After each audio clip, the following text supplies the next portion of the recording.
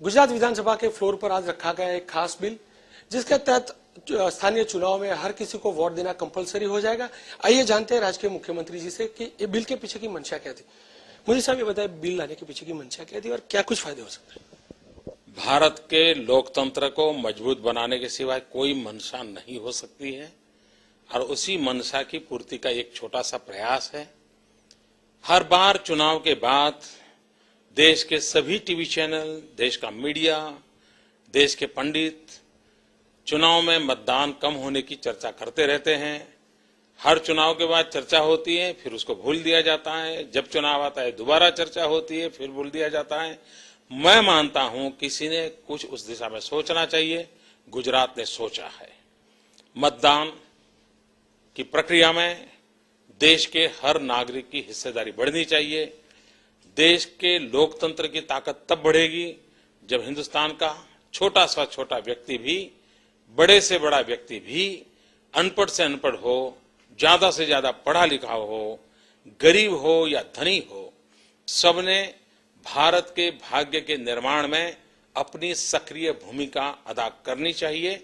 और इसलिए गुजरात का ये प्रयास एक प्रकार से जन भागीदारी को ताकत देगा, बढ़ावा देगा। दूसरा महत्वपूर्ण पहलू है,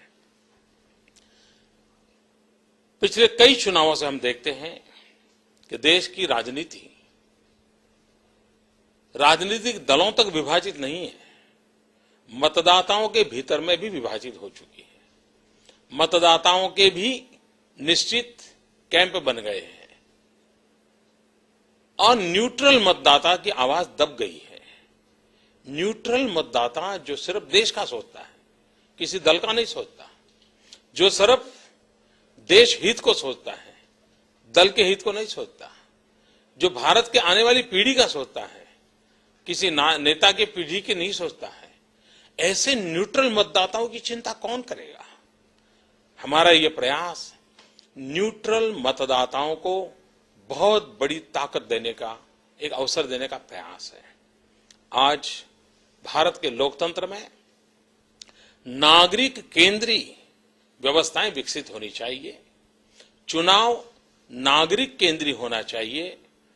दुर्भाग्य है कि चुनाव नेता केंद्रीय है, चुनाव राजनीतिक दल केंद्रीय है।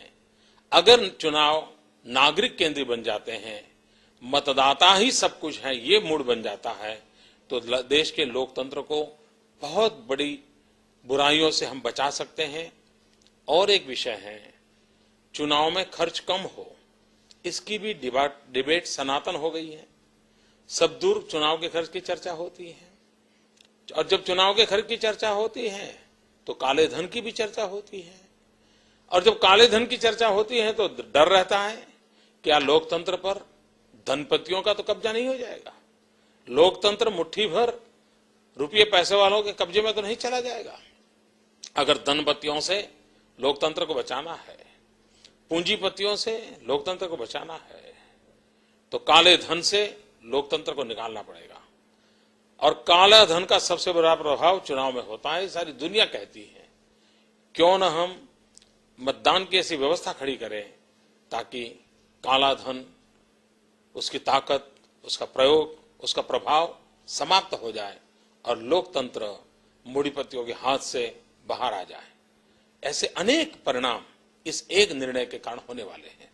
सर, आपको नहीं लगता है इस प्रकार से किसी को वोट देने के लिए प्रेशराइज करना किसी के लिए एक बर्डन नहीं हो जाएगा? एक इंसान के लिए मानव अधिकार का हनन होगा।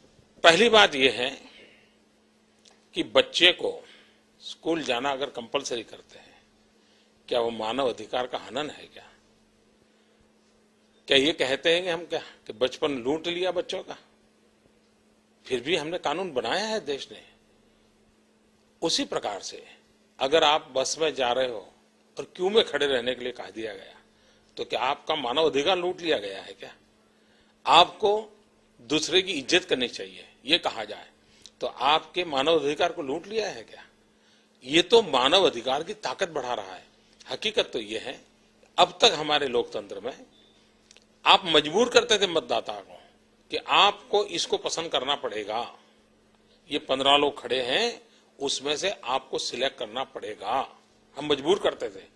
हम कहते हैं इस बिल के माध्यम से कि अगर आपको ये 15 पसंद नहीं है तो आप कह सकते हो कि मुझे इसमें से एक भी पसंद नहीं है, एक भी दल पसंद नहीं है, एक भी दल की नीतियां पसंद नहीं है, इसलिए मैं नेगेटिव वोट दे रहा हूं। और इसलिए वोट में नेगेटिव वोट का प्रावधान होगा।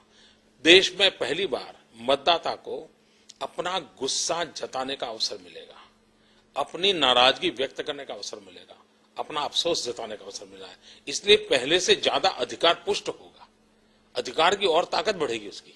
सर, डिफॉल्टर घोषित किया जाएगा, इस प्रकार का शब्द इस्तेमाल किया, मगर किस प्रकार का सजा होगा, क्या होगा, वही बिल में कुछ भी नहीं रखा। पहली बात यह है कि सजा शब्द ठीक नहीं है, आप रेगुलेटरी मेथड कह सकते हो इसको।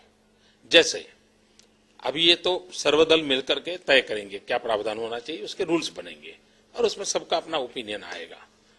लेकिन पहले तो बिल पास होगा, बाद में रूल्स बनेंगे।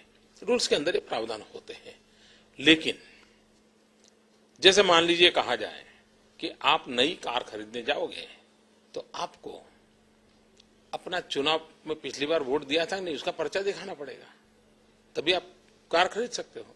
आप अपना मोबाइल फोन खरीदने जाते हो, कहा जाएगा कि मोबाइल फोन रिन्यू करना है, रिचार्ज करना है, बताओ भाई वोट दिया था क्या। तो ये तो बहुत सरल बात है, इतना ही है और कोई बहुत बड़ा करने की जरूरत नहीं है। इतना भी कर दिया तो भी बहुत बड़ा फर्क होने वाला है। सर, जिस प्रकार से फ्लोर पर बहस चल रही थी और कांग्रेस की ओर से जो आरोप लगाए जा रहे थे कि एक राजनीतिक चाल है मोदी जी की, आप क्या मानते हैं? भैया, मैं जहरीली शराब बेचने वालों को फांसी की सजा दूं और कांग्रेस के मित्र ये कहें कि जहरीली शराब बेचने वालों को बचाना चाहिए, इससे बड़ा दुर्भाग्य क्या है।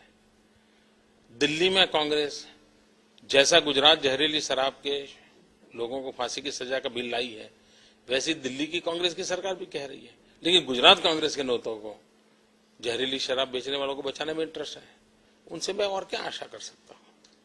सर, खास करके इटली समेत के कई सारे देश है जिसमें इस प्रकार का ट्रेंड है, वोटिंग कंपलसरी किया गया, क्या उसको भी कुछ ध्यान में रखा गया? आपने जब ये सोचा होगा तब ये भी। दुनिया के कई समृद्ध देश हैं, लोकतंत्र में बहुत पुराने देश हैं, जहां पढ़े लिखे मतदाता हैं, वहां भी कंपलसरी वोटिंग है। और मैं तो कांग्रेस के मित्रों को कहता हूं कि आपको हिंदुस्तान के संविधान का ज्ञान नहीं है, आपको दुनिया के कई देशों में ये व्यवस्था है इसका पता नहीं है। कम से कम इटली में है इतना तो पता होना चाहिए कि नहीं होना चाहिए उनको ये भी मालूम नहीं है कि इटली में कंपलसरी वोटिंग है। तो मुझे विश्वास है जब उनको पता चलेगा तो शायद उनकी सोच बदलेंगे। सर, लग रहा है कि विधानसभा और पार्लियामेंट में भी, चुनाव में भी इसी प्रकार का एक शुरुआत करनी चाहिए, पहल करनी चाहिए। भारतीय जनता पार्टी स्पष्ट मानती है कि समग्र देश में लोकतंत्र को मजबूत करने के लिए इस प्रकार के प्रावधान करने चाहिए, लेकिन ये करने का अधिकार संसद को है।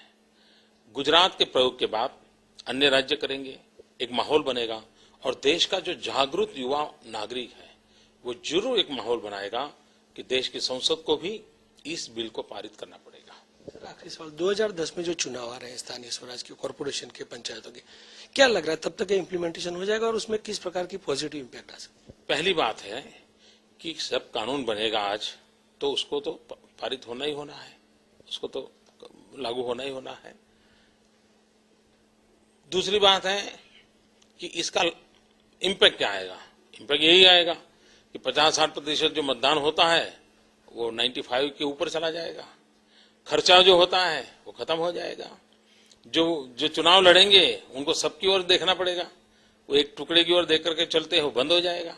आज क्या होता है, 10 गांव का मुझे प्रतिनिधि बनना है तो मैं 10 में से 2 गांव चुन लेता हूं और वहीं पर अपना ध्यान केंद्रित करता हूं, 2 गांवों को अपना प्रिय बना के रखता हूं, 8 गांवों की परवाह नहीं करता, मैं चुनाव जीतता ही चला जा रहा हूं, 8 गांवों का कोई भला होता ही नहीं है।